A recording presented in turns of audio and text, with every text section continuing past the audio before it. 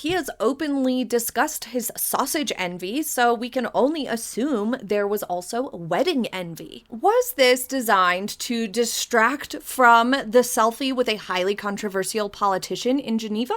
Or was it a tantrum of sorts because Prince Harry and Meghan Markle have not been invited to the upcoming royal wedding? While most of the media focused on the hypocrisy and the cringe and the peculiar selection of specific photos, this has all the signs of a reactionary outburst that we have come to expect from the Sussexes. Hi everybody, I'm Beebs Kelly. Welcome back to another video. Before we dive in, I would like to invite you to subscribe if you have not yet already. Click like and hype this video if you wish. So on Saturday, June 6th, right around the corner, Peter Phillips is to wed Harriet Sperling, and the news has been flooded recently with reports that Harry and Meghan were left off the guest list because Peter remains close and loyal to Prince William, Princess Catherine, and King Charles, all of whom are invited to his wedding. And this circulated heavily in the news, and it painted Harry and Meghan in a poor light. It was yet another reminder to the public that they have burned all their royal bridges and that this is a natural consequence of it. But yet, Harry and Meghan, of course, did not care for that press, I am sure. So what's the Meg to do? Expose personal photographs in a status signal that her wedding was bigger or perhaps more better or special? Something she and Harry allegedly cared a lot about. Rumor has it that Meghan Markle wanted her wedding costs to exceed that of Prince William and Princess Catherine, which is as bizarre as it sounds. And Harry, for his part, he has openly discussed his sausage envy, so we can only assume there was also wedding envy. But Meghan Markle's wedding anniversary photo dump on Instagram was received with a lot of backlash for many reasons, in large part because it's a little over the top, is it not? You know, this was their 8th wedding anniversary. How about just picking 8 photographs to post if you really can't choose just one? The sheer volume of pictures is what I find most bizarre about this situation, because most people do only keep it to just one singular unseen picture to, mark their anniversary if they're going to do an anniversary post, which allows for greater impact and it avoids the over-the-top trap that Meghan fell into. But also, 24, objectively speaking, is a lot of photographs to post at once for a specific singular post.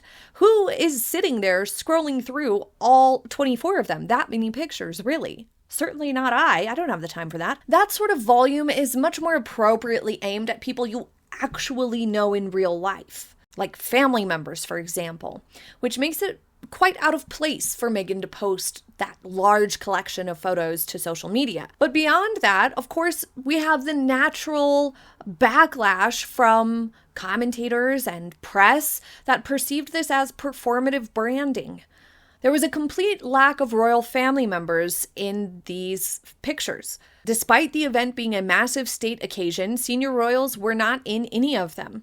The curation focused entirely on the celebrity guests, Meghan's mother, and private moments with Harry, which a lot of people viewed as a deliberate snub. It's also, of course, hypocritical. It's contradictory to their privacy stance. Since she just got back to Geneva to address child online safety and digital harm, the timing of this and the self-promotion creates highly mixed messaging.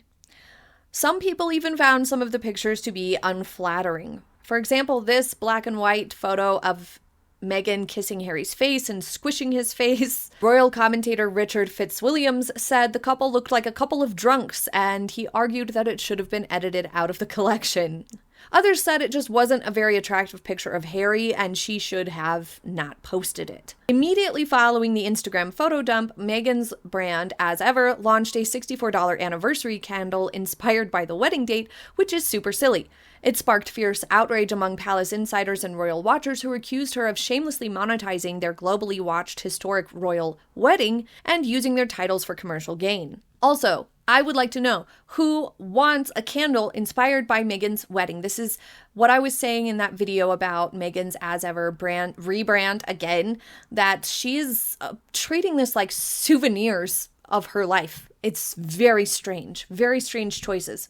To add yet another layer to the problem, this cheerful display seemed tone deaf because it contrasted sharply with the tense, dramatic accounts of the pre-wedding period documented in Harry's Spare, or in their Netflix series, or in Oprah.